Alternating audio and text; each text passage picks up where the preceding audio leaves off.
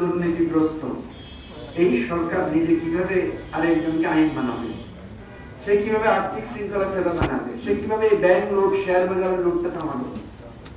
সুতরাং আমাদের পক্ষ থেকে ব্যারিস্টার ফুয়াদ আজকে যে প্রাক বাজেট আমাদের আশঙ্কাগুলো তুলে ধরেছেন, আমরা মনে করছি যে এই সরকার যতদিন থাকবে ততদিন ধীরে ধীরে দেশটা দেউলিয়া হওয়া লেগে যাবে। আপনি দেখেন 100 বিলিয়ন আমাদের ঋণ, 5 বিলিয়নের মতো হচ্ছে ইমিডিয়েট আমি শোধ করতে পারছি না। এরপরে আমার ব্যাংকগুলোতে এখন আর টাকা নাই, সরকার ঋণ নেবে কোত্থেকে, যে টাকা রেখেছে সে টাকা পাচ্ছে না, স্বর্ণ পর্যন্ত গায়েব হয়ে যাচ্ছে ব্যাংকের লকার থেকে। অর্থাৎ এই সরকারের কাছে আমাদের কোনো প্রত্যাশা নাই, একটাই প্রত্যাশা যে বাবা তোমরা তাড়াতাড়ি ক্ষমতাটা ছাড়ো। চোর কবে আমার বাসা থেকে ছাড়বে, ডাকাত কবে আমার বাসা থেকে দূর হবে, এটাই হচ্ছে এখন আমাদের একমাত্র প্রত্যাশা। এবং আমরা মনে করি সে যে বাজেট দিতে চাচ্ছে, আমাদের সমাজে আমরা প্রায় সময় দেখি মা বাবা যখন ব্যস্ত থাকে, ফ্যামিলিতে সময় দিতে পারে না, তখন সে এক ছেলের হাতে মোবাইল দিয়ে রাখে, এক মেয়েকে ফাস্ট ফুড এনে খেতে বসিয়ে দেয়, আরেকজনকে হিন্দি সিরিয়াল বা কার্টুন ছেড়ে রেখে তাকে টেলিভিশনের সামনে বসিয়ে 4 সন্তানকে চারদিকে ব্যস্ত রেখে তখন তিনি ওনার কাজ করেন।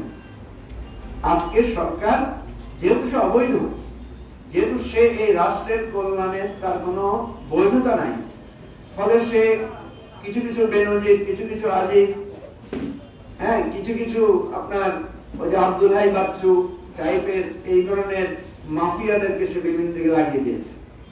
আর সে সরকারের প্রতিষ্ঠানগুলোকে তার এই মাফিয়া তন্ত্রের টুলস হিসেবে ব্যবহার করছে। আপনারা দেখেছেন হাইকোর্ট থেকে, সর্বোচ্চ আদালত থেকে একটা ব্যাংকের দুর্নীতি তদন্তে নিষেধাজ্ঞা দেওয়া হয়েছে। কি অদ্ভুত দেশ, কি অদ্ভুত সরকার। সুতরাং আমরা বারবার বলছি যে এই সরকারের অবৈধ সরকারের বাজেট, সেটাকে আমরা প্রত্যাখ্যান করছি। এবং কিছু কিছু জায়গায় আপনারা তো বলবেন যে এই সরকারকে আপনারা অবৈধ বলছেন, তার কাছে আবার প্রত্যাশা কিসের? এখানে আসলে প্রত্যাশার বিষয় না, প্রত্যাশাটা আমাদের জাতির কাছে, রাষ্ট্রের জনগণের কাছে। যেমন দেখেন, একটা ছোট্ট উদাহরণ দিই, আমরা বারবার বলছি যে এই দুর্নীতি বন্ধ করতে পারলেই আমার খরচের অনেক অংশ বেঁচে যাবে। অপচয় বন্ধ করতে পারলে, যেমন আমরা ধারণা করছি যে 8 লাখ বা 9 লাখ কোটি টাকা একটা বাজেট সরকার দিতে যাচ্ছে, বা 10 লাখ কোটি টাকা একটা বাজেট দিতে যাচ্ছে, তার মধ্যে 4 থেকে 5 লাখ কোটি টাকায় দেখা যাচ্ছে পুরো দুর্নীতির খাতে চলে যাবে। এখন দুর্নীতি বন্ধ করার জন্য কি করা যেতে পারে? এই যে আপনি এখন দেখছেন বেনজিরের হাত যেখানেই দিচ্ছেন, গাজীপুরেও তার জমি, তারপরে আপনার গোপালগঞ্জ তো প্রায় অর্ধেক তার জমি, মাদারীপুরে তার জমি, সেন্ট মার্টিনে তার জমি, গুলশানে তার জমি, সিঙ্গাপুরে তার জমি। কি পরিমাণ এক বেনজিরকে সরকার মানে অর্থ আরো মনে হচ্ছে আরো বের হচ্ছে প্রতিদিন। তাহলে আপনি দেখেন বেনজির যখন আইজি হলেন, তখন কি সরকার একটা নিয়ম করতে পারি না? আমরা জনগণের কাছে এই প্রস্তাবটা রাখছি যে বেনজিরের কি সম্পদ আছে এটা উনি ডিক্লেয়ার করবেন। বাংলাদেশে যে সমস্ত, যেমন একজন ডিসি যখন ডিসি হিসাবে শপথ নেবেন, সাথে সাথে ওনার কি সম্পদ আছে সেটা তিনি রাজস্ব বিভাগের কাছে একটা ডিক্লারেশন দিবেন। একজন জাজ যখন জাজ হিসাবে নিয়োগ পাবেন, তিনি তার কি সম্পদ আছে এটা একটা ডিক্লারেশন দিবেন। তাহলে যেটা দাঁড়াবে সেটা হচ্ছে এই যে হঠাৎ করে আঙ্গুল ফুলে কলা গাছ হয়ে যাচ্ছেন, বেনজিরের স্ত্রী, বেনজিরের কন্যারা এত এত সম্পদের মালিক হলেন, তাদের প্রফেশন কি?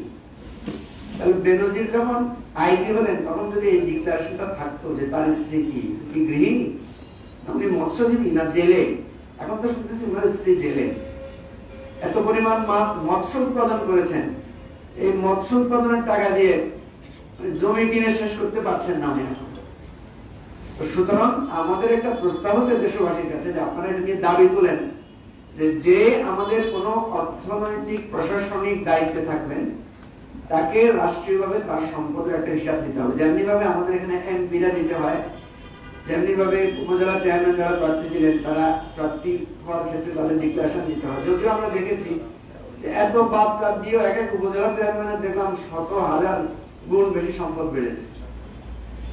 এইভাবে আমাদের দুর্নীতিগুলোকে দূর করতে হবে এবং সত্যিকার অর্থে এই সরকার হয়তো একটা সময় শ্রীলঙ্কার মতো পালিয়ে যাওয়ার চেষ্টা করবে, এটা লিখে রাখেন আপনারা, ইতিহাসে এটাই হয়েছে। কিন্তু আমাদের যে ঋণ, আমাদের মাথা পিছু যে আজকে লক্ষ লক্ষ টাকা প্রত্যেকটা মানুষ আমরা ঋণগ্রস্ত, দায়টা তো শেষ পর্যন্ত আমার। এই সরকার যখন টাকা দিতে পারবে না তখন কি করবে? সে তো ট্যাক্স বাড়াবে। আমার 30 টাকার আলু 65 টাকা দিয়ে খেতে হচ্ছে, আমার 40 টাকার পেঁয়াজ 75 টাকা দিয়ে খেতে হচ্ছে, আমার 10 টাকার ডিম 20 টাকা দিয়ে খেতে হচ্ছে। এটা জনগণের উপরেই তো আসছে সুদটা। সেজন্য আমরা বলবো জনগণকে যে জাগতে হবে, জনগণকে দাঁড়াতে হবে, জনগণকে বাজেট বুঝতে হবে, জনগণকে বাজেট নিয়ে কথা বলতে হবে। সেজন্য আমাদের আজকে আমাদের দলের পক্ষ থেকে ব্যারিস্টার ফুয়াদ বাজেট সম্পর্কে একটু বিস্তারিত কথা বলেছেন। আমরা বলবো জনগণ আপনারা জেগে উঠুন, জনগণ আপনারা সতর্ক হন, প্রত্যেকটা বিষয়ের ব্যয় সম্পর্কে, আয় সম্পর্কে আপনি জানুন। আপনি রাষ্ট্রকে প্রতিদিন কত টাকা দিচ্ছেন, আপনি প্রতি বছর রাষ্ট্রকে কত টাকা ট্যাক্স দেন, আপনি নিজেও সেটা জানেন না। আপনি হিসাব করেন আপনার প্রতিদিনের খাবার দাবার, ঘর ভাড়া খরচ, মোবাইল ফোন, আপনার বিদ্যুৎ বাবদ আপনি যে ট্যাক্সটা, যে ভ্যাটটা সরকারকে দিচ্ছেন সেটা হিসাব করেন। যদি হিসাব করতে পারেন, সচেতন হতে পারেন, তাহলে আপনি জবাবদিহি নিতে পারবেন। এবং আমাদেরকে অবশ্যই এই জবাবদিহি নিতে হবে, আমাদেরকে অবশ্যই দাঁড়াতে হবে। যদি আমরা দাঁড়াতে পারি তাহলে দেশটাকে আমরা শৃঙ্খলা ফেরাতে পারবো। এই সরকারের উপরে আমাদের কোনো প্রত্যাশা নেই, আমাদের সকল প্রত্যাশা জনগণের কাছে, এবং এই জনগণই একদিন ঘুরে দাঁড়াবে এবং আমরা আমাদের দেশটাকে আবার সঠিক জায়গায় নিয়ে আসতে পারবো। আপনাদেরকে ধন্যবাদ আজকে আমাদের এই বাজেট আলোচনায় আসার জন্য, শোনার জন্য এবং আমাদেরকে সহযোগিতা করার জন্য। সবাই ভালো থাকবেন। আসসালামু আলাইকুম।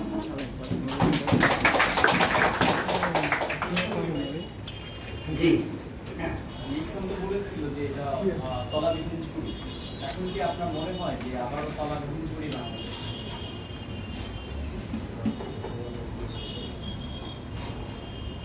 তলাবিহীন ঝুড়ি কথাটা তো একটা, আমরা সবাই জানি যে এটা একটা সিমটমিক বা সিমটোমেটিক একটা কথা, বা এটা কি বলে যে রূপক কথা, যে একটা ঝুড়িতে আমি যা রাখলাম সব পড়ে যাচ্ছে। এখন এটা তো দেশের এখন যে অবস্থা, এটা অনেকেই এই আশঙ্কাটা প্রকাশ করছেন যে আমাদের দেশে যাই আসছে সব লোপাট হয়ে যাচ্ছে।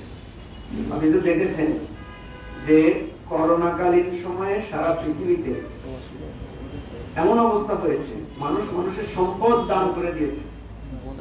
করোনাকালীন সময়ে মানুষ নিজেকে ডেডিকেট করে দিয়েছে সারা পৃথিবীতে।